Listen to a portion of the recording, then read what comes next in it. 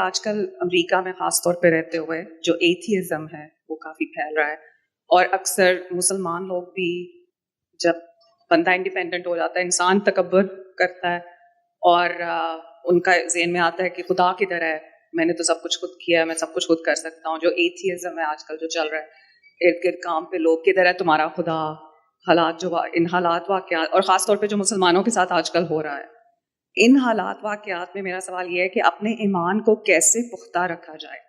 اور خاص طور پہ جب مسلمان لوگ آ کے کہتے ہیں کہاں ہے تمہارا خدا، تو آپ کہتے ہیں میں نے اتنی محنت کر کے اپنا ایمان پہ بڑی محنت کرنی پڑتی ہے، تو اپنی محنت کر کے ایمان پکا کیا، پھر لوگ آ کے پھر آپ کے ذہن میں ڈاؤٹ ڈال دیتے ہیں، شک و شبہ ڈال دیتے ہیں. بہت اچھا سوال ہے اور میرے خیال میں بڑا اہم سوال ہے. اس کے پس منظر کو تھوڑا سمجھ لیجئے. اللہ تعالیٰ نے قرآن مجید میں بتایا ہے کہ ہم نے جب دنیا کی ابتدا کی تو پہلے دن سے اپنا تعارف بھی کرا دیا اور اپنی ہدایت بھی نازل کر دی. پہلا انسان ہی پیغمبر تھا. قرآن مجید بتاتا ہے کہ ایک لمبے عرصے تک لوگوں میں کوئی بڑا اختلاف نہیں پیدا ہوا، لیکن بتدریج اس طرح کے سوالات پیدا ہونا شروع ہو گئے اور مذہبی معاملات میں، مذہبی تصورات میں لوگوں کی اپنی عقل، لوگوں کے اپنے جذبات مداخلت کرنے لگ گئے.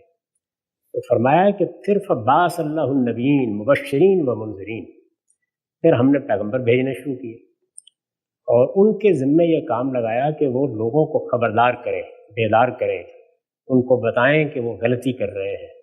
وانزلنا معہم الکتاب، ان کے ساتھ کتابیں نازل کی، لیحکم بین الناس فی مختلف فی، تاکہ وہ ان اختلافات کا فیصلہ کریں.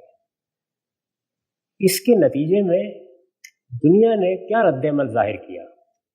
قرآن یہ بتاتا ہے کہ صدیوں تک، بلکہ کہا جا سکتا ہے کہ ہزاروں سال تک، اور کم و بیش 5000 سال کی تاریخ سے ہم واقف ہیں، پیغمبروں کو کوئی بڑی کامیابی نہیں، بلکہ شرک نہ صرف یہ کہ پھیلا، شرک مذہب بنا، شرک پر تہذیبیں استوار ہوئیں. اللہ تعالیٰ کے جو پیغمبر آئے، بعض موقعوں پر 2-4 ان کے اپنے قریبی عزیز بھی ان کے ساتھ نہیں نکل سکے.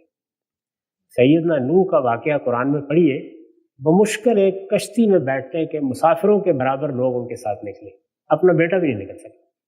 دنیا میں کئی ہزار سال تک شرک کو غلبہ حاصل ہو گیا، شرک تہذیب بن گیا، شرک کی بنیاد پر حکومتیں قائم ہوتی تھیں، بادشاہ دیوی دیوتاؤں کے اوتار بن کر سامنے آتے تھے. یہ دنیا نے زمانہ دیکھا ہے. اس کے بعد 2 پیغمبر جو آخری پیغمبر ہیں، ان کو بڑی غیر معمولی کامیابی حاصل ہوئی، سیدنا مسیح اور محمد الرسول اللہ. دونوں کی تعلیمات کو ایسا فروغ حاصل ہوا کہ اقتدار حاصل ہو گیا، سیاست ان کے انگوٹھے کے نیچے آ گئی، اور پھر دنیا میں 1000 سال تک مذہب کا سیاسی غلبہ قائم رہا. سیاسی غلبہ جب کسی تہذیب کا قائم ہو جائے تو پھر کوئی سر نہیں اٹھاتا. یہ جو آپ نے باتیں بیان کی ہیں الہات کے بارے میں، یہ ہمیشہ دنیا میں رہی ہیں، لیکن 1000 سال تک کسی میں جرت نہیں ہوتی تھی کہ ان کا اظہار ہی کر سکے. ابھی ہماری پچھلے کوئی 100-150 سال کی تہذیب میں اس کا امکان نہیں تھا. اب یہ سیاسی غلبہ ختم ہو گیا. 17ویں صدی کی ابتدا سے یہ ختم ہونا شروع ہوا اور بتدریج اس کا خاتمہ ہو گیا. اگر کبھی انجیل پڑھنے کا موقع ملا ہو تو بائبل کے آخر میں یوحنا عارف کا مکاشفہ، ریویلیشن، اس میں اس کی ٹھیک یہی مدت بیان ہوئی کہ رسول اللہ کے بعد 1000 سال تک یہی صورت رہے گی.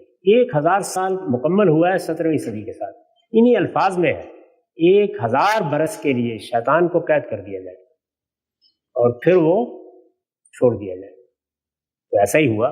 17ویں صدی جیسے ہی شروع ہوئی تو صفوی سلطنت کے مسلمانوں کی ایک بڑی سلطنت تھی، ختم ہو گئی. اس کے بعد عالمگیر کی وفات ہوئی اور مغلیہ سلطنت کا بھی خاتمہ ہونا شروع ہو گیا. اور پھر آپ جانتی ہیں کہ پہلی جنگ عظیم میں عثمانیوں کی سلطنت کا بھی خاتمہ ہو گیا. تو یہ اس 1000 سال کے بعد کوئی 100-150 سال ایسے ملے جس میں زوال آشنا قومیں آہستہ آہستہ مرتی ہیں، ختم ہو گیا یہ معاملہ. یہی صورتحال مغربی قوموں کے ہاں بھی ہو گئی، یعنی وہ ہولی رومن امپائر اور وہ چرچ کا اقتدار سب ختم ہو گیا. اس کے بعد اب لوگ آزاد ہوئے ہیں. آزاد ہوئے اور اب ہمارے ہاں دور الحاد ہے. دنیا کی تاریخ کو بیان کیجیے تو پہلے ہزاروں سال تک شرک کا دور تھا، 1000 سال تک توحید کا غلبہ رہا، اور اب پھر الحاد کا دور ہے. تو اس لیے یہ دور ہے، ہمیں اسے اب جینا ہے. اس میں لوگوں کو وہ حوصلہ ملے گا، وہ انکار کریں گے. بڑے پیمانے پر انکار ہی تہذیب کی بنیاد بنے گا. اس میں یہ ضروری ہے کہ اب آپ اس علم پہ اکتفا نہ کریں جو آپ کی اماں نے آپ کو دیا تھا یا ابا نے دیا تھا. اب ہر شخص کو یہ چاہیے کہ وہ اگر اپنے ایمان کو بچائے رکھنا چاہتا ہے تو دین کا علم حاصل کرے. میں عالم بننے یا اسکالر بننے کی بات نہیں کر رہا، ایک کامن مین کو دین کا جتنا علم ہونا چاہیے. یہاں زیادہ تر ڈاکٹر حضرات ہیں، ہر آدمی ڈاکٹر نہیں بنتا، لیکن آپ یہ کہتے ہیں نا کہ حفظان صحت کے اصولوں کا ضروری علم ہر آدمی کو ہونا چاہیے، بیماریوں سے بچنے کے لیے تدابیر کا ضروری علم ہونا چاہیے. تو وہ ضروری علم آپ حاصل کریں. ہم اسی کی جدوجہد کر رہے ہیں کہ لوگوں کے لیے اس ایجوکیشن یا اس تعلیم کا اہتمام کیا جائے. ہماری یہ نسلیں، ہم بھی ان میں شامل ہیں، ان کو کبھی اس کا تجربہ نہیں ہوا. وہ ایک تہذیب میں پیدا ہوئے، اس تہذیب کا غلبہ تھا، اس میں اماں نے یہ کہہ دیا، ابا نے یہ کہہ دیا، ہمسایوں نے یہ کہہ دیا، سب مان لیتے تھے. وہ دنیا ختم ہو گئی. تو اب نئی دنیا، یہ صرف امریکہ کا معاملہ نہیں ہے. ہمارے اپنے ملک میں ذرا اندر اتر کے دیکھیے، اپنے اسکولوں میں جا کے دیکھیں، اپنی یونیورسٹیوں میں بات کر کے دیکھیں، نئی نسل کو ذرا کھل کر بولنے کا موقع دیں. وہ سب کے سب اسی صورتحال سے دوچار ہیں. تو اس کا راستہ صرف یہ ہے کہ آپ کو اپنا ایمان بچانا ہے اور ان کا بھی، تو علم حاصل کریں. تہذیب کے غلبے کا زمانہ ختم ہو گیا. اب استدلال کا، ریزننگ کا غلبہ ہوگا تو آپ کا بھی ایمان بچے گا اور آپ کے بچوں کا. تو بالکل واضح ہو گیا. آمدی صاحب نے پہلے سوال کا جواب دیتے ہوئے یہاں پہ تفصیل سے بتایا تھا کہ خود ان کا اس پورے کے پورے مسئلے میں کیا کنٹریبیوشن ہے. 2 بالکل لیٹسٹ آرٹیکل ہیں، خدا پر ایمان اور الحاد کا مقدمہ، آرگومنٹ آف ایتھیزم اور بلیو آن گاڈ. یہ ہماری ویب سائٹ پہ بھی موجود ہیں، یوٹیوب چینلز پہ بھی ہیں، آڈیو میں، انگلش، اردو، ہر سطح پر ہیں. اس میں پوری طریقے سے ایجوکیٹ کیا گیا ہے کہ کیسے آپ نے اپنے ایمان کو بچانا ہے.